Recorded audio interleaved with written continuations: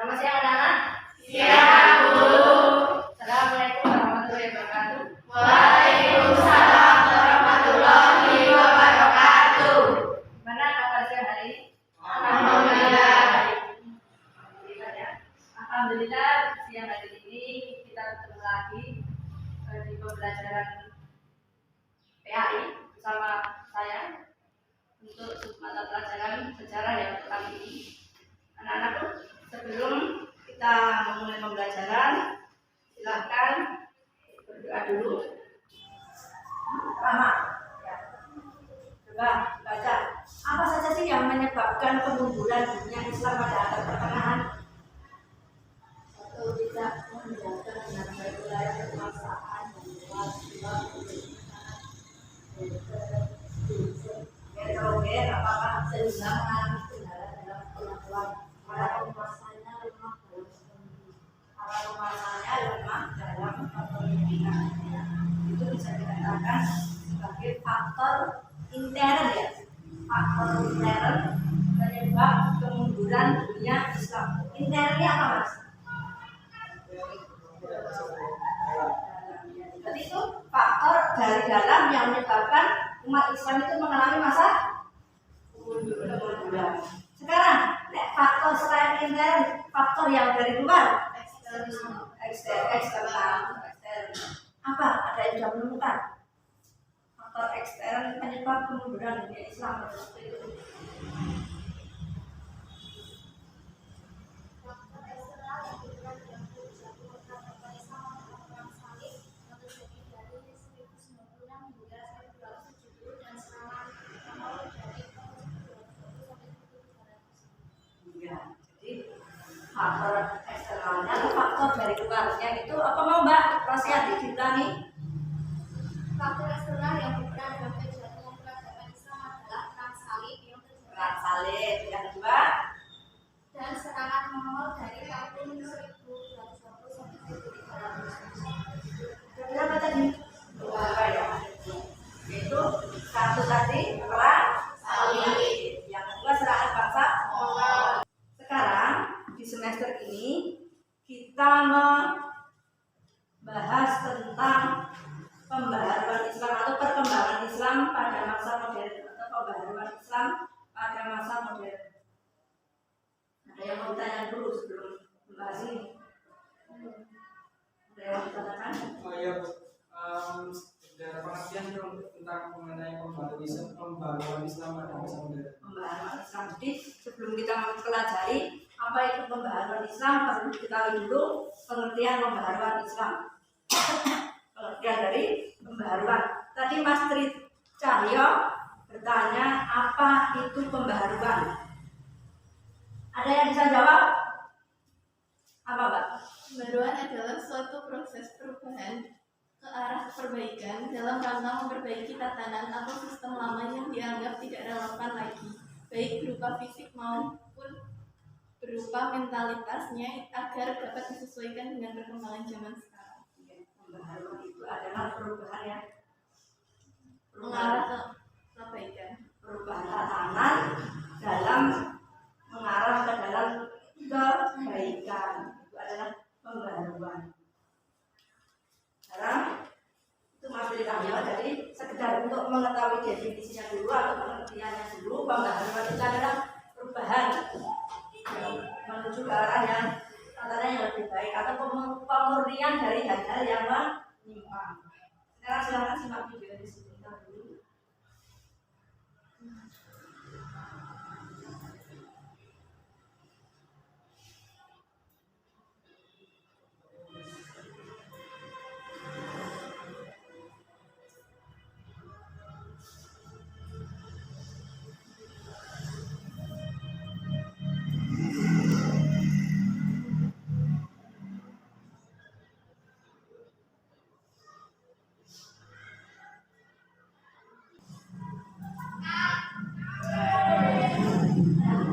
Dari video yang ibu bagikan tadi, yang ibu lihat dari kalian tadi, yang kalian bisa mengamati itu tentang kerajaan apa tadi? Yang siapa tadi? Turki. Nah, tadi itu adalah dinasti Turki. Utsmani. Dinasti Turki Utsmani yang itu ada perubahan, yang mana dinasti Turki Utsmani itu dulu merupakan kekhalifahan, sistem pemerintahannya itu kekhalifahan atau raja, dan kemudian menjadi republik, berubah menjadi sistem pemerintahan republik. Kompetensi dasar yang akan kita pelajari dalam pembelajaran ini. Kenapa ada pembaharuan?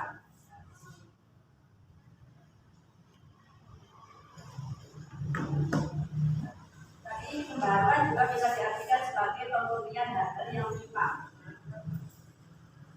Penyebab pembaharuan. Nah, ini. Kenapa tadi kok ada pembaharuan? Apa yang menyebabkan pembaharuan? Di sini ada penyebab pembaharuan Islam pada masa modern. Ajaran Islam tentang ketauhidan telah bercampur dengan kemusyrikan. Tauhid itu apa sih? Tauhid apa tauhid? Ada yang tahu tauhid? Tauhid mengisahkan Allah, mengisahkan siapa? Bukan Allah, Allah, mengisahkan Allah. Tauhid itu mengisahkan Allah. Ajaran tentang ketauhidan telah bercampur dengan kesyirikan. Contohnya ada apa? Syirik, taklid, tahayul, bid'ah, khurafat, dan bahwa gerakan pembaharuan Islam itu memberi ruang untuk berijtihad. Memberikan ruang untuk berijtihad dalam berbagai kajian keagamaan yang berkaitan dengan amalan duniawi. Jadi ada suatu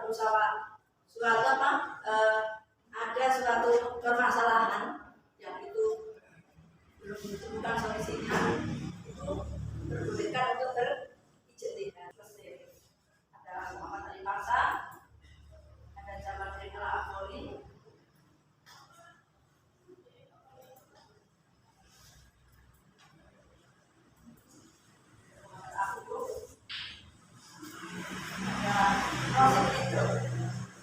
dari beberapa tokoh pembaharuan Islam itu, diantaranya ada Muhammad Ali Pasha, ada Rasul Ridho, ada Muhammad Abduh, itu mempunyai beberapa pemikiran. Coba untuk kelas ini saya bagi menjadi dua kelompok saja ya, ini karena banyak terbatas. Yang kelompok ini dan kelompok Mas Tahyo dan kelompok Mbak ini ya. Ini tugas kalian mencari biografi tentang tokoh pembaharu Islam di Mesir, Muhammad Rashid Ridho dan Muhammad Abduh. Yang kelompok sini menganalisis dan merumuskan perbedaan pemikiran dua tokoh tersebut. Perbedaan ya maksudnya. Dan kelompok sini merumuskan persamaan dari pemikiran dua tokoh tersebut. Ya.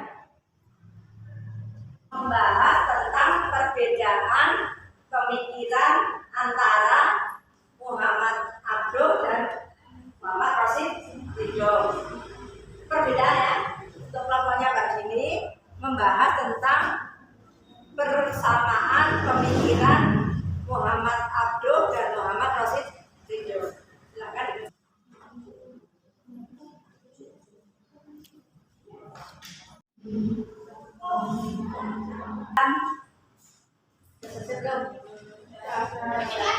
Silakan dirubuskan untuk perbedaannya dari pemikiran tokoh-tokoh tersebut. Terus apa perbedaan dan apa yang menjadi persamaannya? Muhammad Abduh memiliki nama lengkap Muhammad bin Abduh bin Hasan Khairullah, merupakan salah satu tokoh pemikiran Pembaharuan Islam awal abad 19 Masehi. Lahir tahun 1266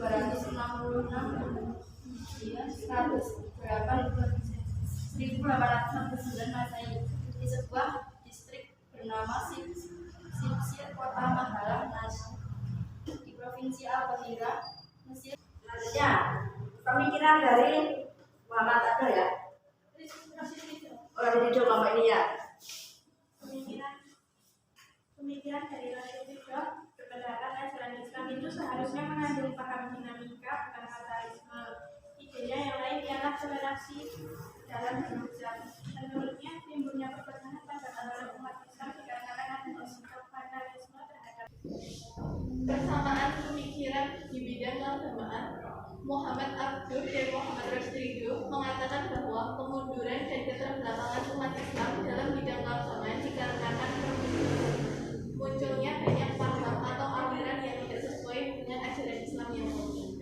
Sudah mengikuti pembelajaran, sudah berdiskusi, mendiskusikan materi yang kita pelajari.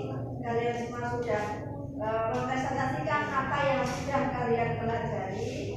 Sekarang tadi disebutkan oleh Mbak Dini tadi ya, oleh salah satu dari teman kalian, apa hikmah kita mempelajari perkembangan Islam pada masa modern, yaitu diantaranya adalah munculnya tokoh-tokoh pembaruan Islam ya, tadi munculnya beberapa tokoh pembaruan Islam yang gigih melawan penjajah dan menegakkan keimanan, persatuan dan kesatuan untuk umat Islam. Terus munculnya ukhuwah. Di sini ada hikmah dari mempelajari pembaharuan Islam pada masa modern. Untuk kegiatan terakhir ada evaluasi dibandingkan LK. Nanti kalian tulis, ada beberapa soal, silahkan dikerjakan. Nanti dikumpulkan saja. Siapa yang belum kebagian? Nah, ada beberapa evaluasi ini akan dipulangkan. Yang pertama, jelaskan faktor intern dan ekstern penyebab kemunduran dunia Islam. Silakan tulis. Faktor intern dan ekstern.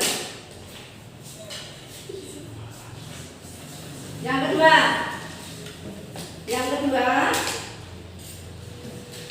sebutkan tokoh-tokoh pembaruan Islam di Mesir.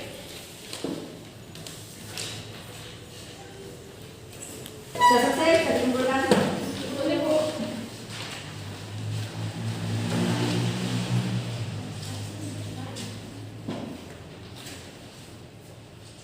Ya, semuanya sudah mengerjakan ya. Ini untuk kegiatan kalian di rumah, silahkan yang tadi kalian kerjakan itu tentang dua tokoh. Kan tadi ada dua tokoh, Muhammad Abduh dan Muhammad Rasrido. Yang kelompok satu mencari tentang perbedaan, yang kelompok dua mencari tentang persamaan. Nah sekarang tugasnya nanti saling menukar apa hasil dari pekerjaan kalian. Dan kelompok satu, kelompoknya Mas Cahyo, nanti biografi dari Muhammad Abduh itu ditulis yang rapi di kertas itu karton, dan nanti ada pemikiran, ada biografinya beserta dengan pemikirannya, dan nanti ditempel foto dari atau gambar dari tokoh tersebut. Anak-anak, untuk pembelajaran kita pada siang hari ini kita akhiri dulu, waktu kita sudah habis. Hati-hati untuk kalian besok yang akan melaksanakan kunjungan industri ke Semarang ya. Pembelajaran kita pada siang hari ini mendapatkan berkat rahmat Allah Subhanahu wa taala. Amin. Marilah kita akhiri pembelajaran kita pada siang hari ini dengan doa kafaratul majlis.